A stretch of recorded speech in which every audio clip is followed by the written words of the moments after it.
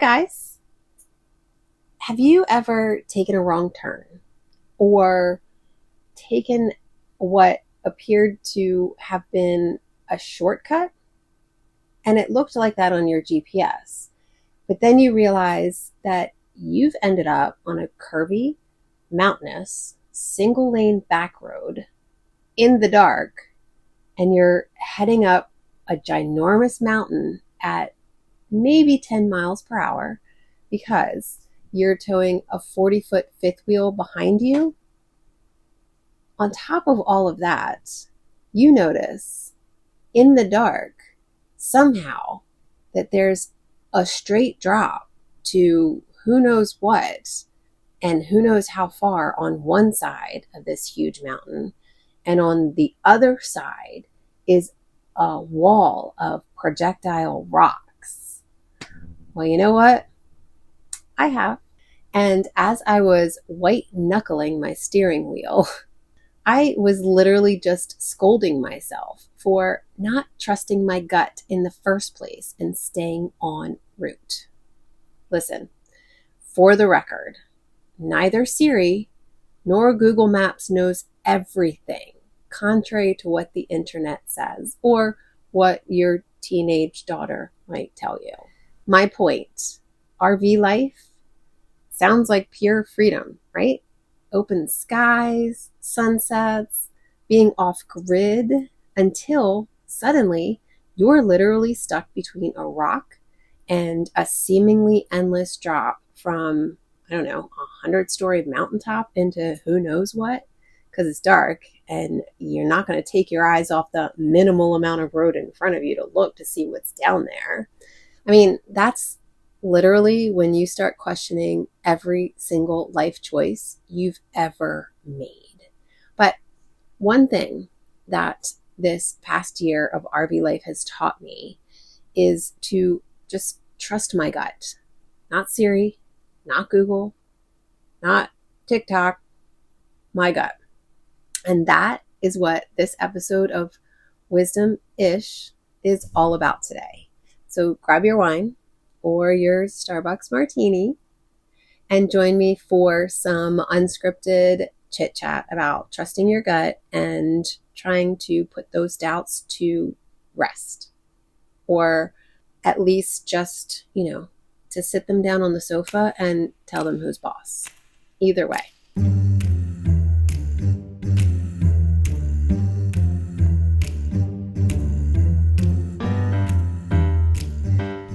Starting RV life is basically like starting high school again.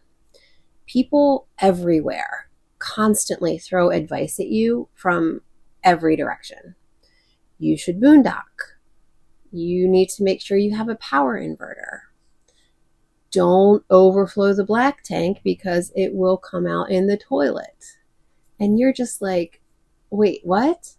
I don't even know what that is. A black tank? An inverter? What feels even more stressful is starting RV life as a middle-aged, single, empty nester who is still trying to figure out her purpose and place in this world in this next chapter of her life. And here's what I keep telling myself. Midlife, right now, at least for me, is constantly full of these first day of school moments where everything is new and I feel totally clueless, like every single day. I have come to discover that it's totally normal to wonder, is this the worst idea I've ever had? But the one thing I also realize that is, if it's a mistake, at least it'll make a great story, right? So it's kind of like cutting bangs, They'll grow back if, you just pin them back so nobody can see them until then. But here's a gut check moment. Imagine pulling up to a campsite, which looks great on paper, but when you get there, it's super quiet and it's dark and it's in the middle of some sort of random industrial park type street. And there might just be something glowing in the pond next to the entrance. So trust me on this one. If it feels off in your gut, it probably is. And at worst, you might develop some sort of new superpower that lets you fly. Can we just talk about overthinking for a second?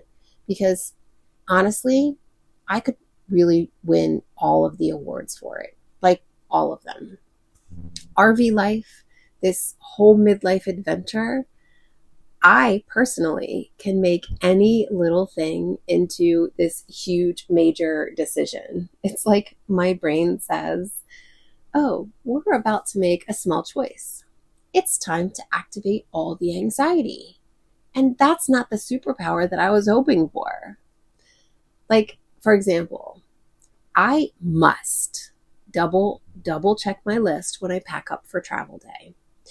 And on top of that, every time I stop to use the bathroom or get fuel, I triple check all the trailer connections to my truck.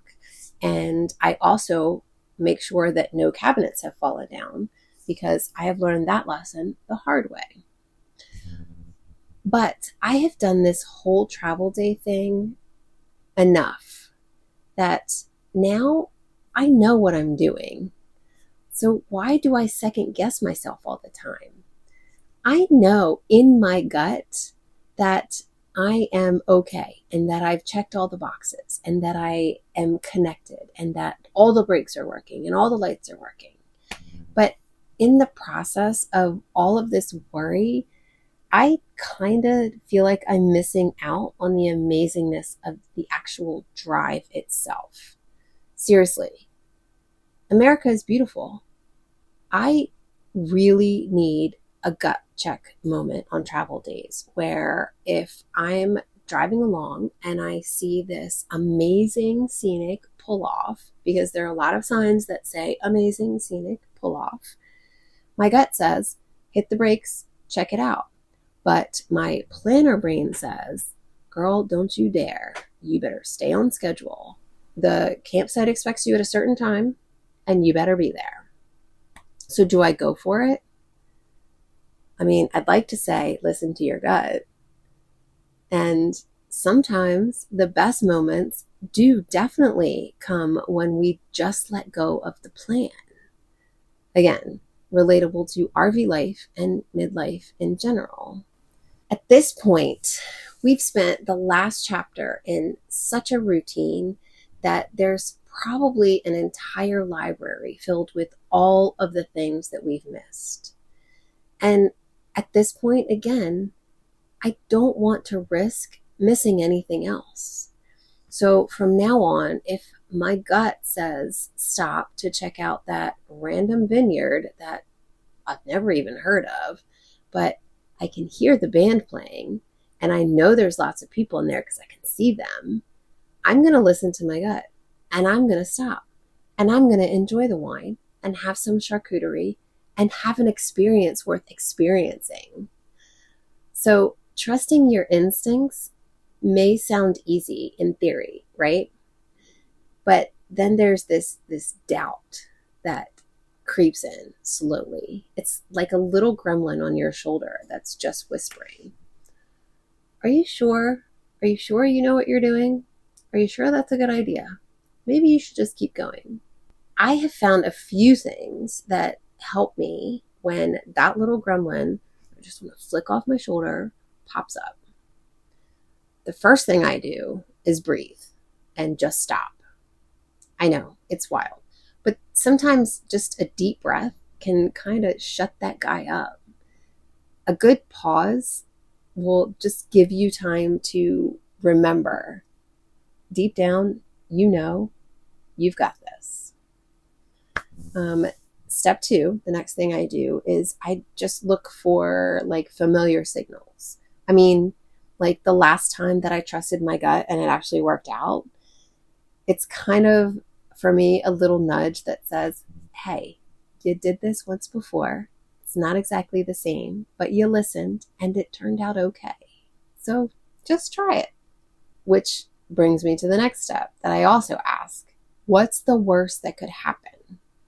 Okay, 90% of the time, the worst really isn't that bad. In fact, it's super exciting. So I think that worst case, maybe I end up with an awkward story. Have lots of those. Or a mildly regrettable decision. Yeah, lots of those too. But they're stories and they're fun. And I tell them all the time.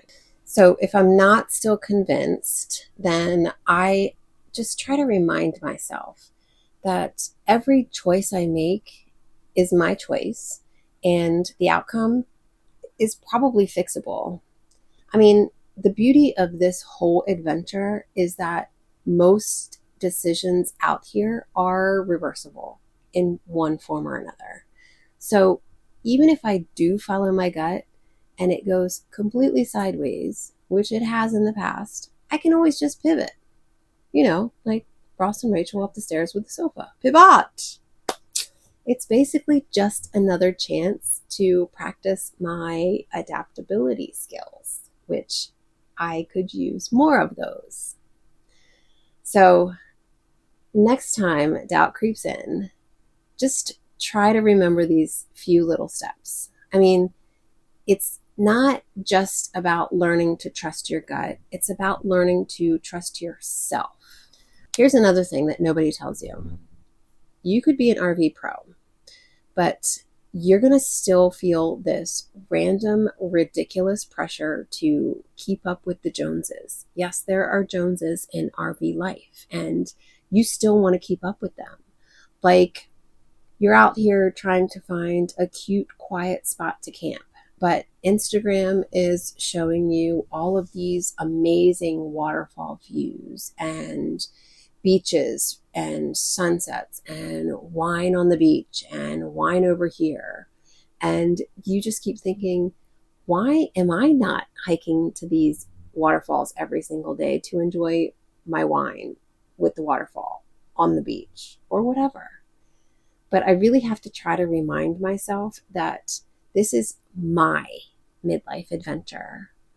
I want to figure out who I am and what my purpose and my place is. And I want to enjoy the peace of the road. And I want to experience my RV life. Listen, RV life is not a checklist, and it's definitely not a competition to see who's doing it right or better.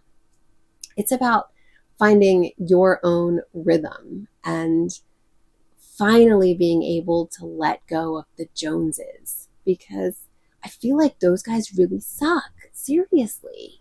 So when you come to a fork in the road and one road leads to this RV park with lots of buzz and there's everybody there, and the other leads to this quiet, super cute hidden spot, maybe if your gut is telling you to go for the quiet spot, you should listen to it. I mean, take that peaceful road. Let everybody else fight for the Wi-Fi at the busy park and be off on your own, making your own path. It's okay to be solo, and it's okay to do your own thing. And it's okay sometimes to learn the hard way because you took a risk and you trusted your gut. So here's the secret that I'm learning out here. No one has it really figured out. We're really all just making this thing up as we go, hoping that maybe it turns out halfway decent. And honestly, I kind of love that. The best part about this whole RV life / midlife adventure is that every single choice I make and every little oops or big oops is a part of my story. And there's no perfect route. And honestly, if there was, I'd probably just get bored. I'd rather have a little chaos, a few small curveballs, and maybe even a couple of weird campsite neighbors. It's all part of writing my own story my way. So, who else out there has a good trust your gut story? Whether it's RV life, midlife, early life, whatever. Any of those moments where you went for it. Maybe it went great. Maybe it was a total disaster. I would still love to hear about it. Drop it in the comments below, because if there is one thing that midlife has taught me, it's that the best stories come from trusting yourself, a little messiness, and a lot of, I don't really care what they think. So just go for it already and tell me about it.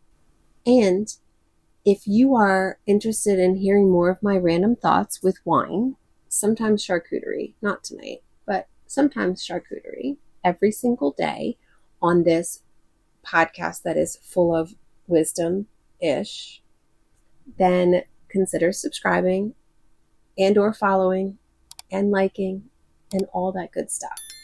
And we'll just keep this train rolling, because RV life and midlife in general has so much to offer and so many new exciting routes to find. And I'm just beginning this journey. So I have a long way to go. And I would love for you to share this journey with me and see how it plays out. I don't know, maybe one day you can join me on this journey, which would be even so much more exciting. And we can sit around the campfire and have wine and cheese and just talk stories. So for now, that's the end of this day. And I'm sure I've rambled enough. So cheers. Trust your gut, my friends. It may let you down every once in a while, but it may not also. What's the story you want to write?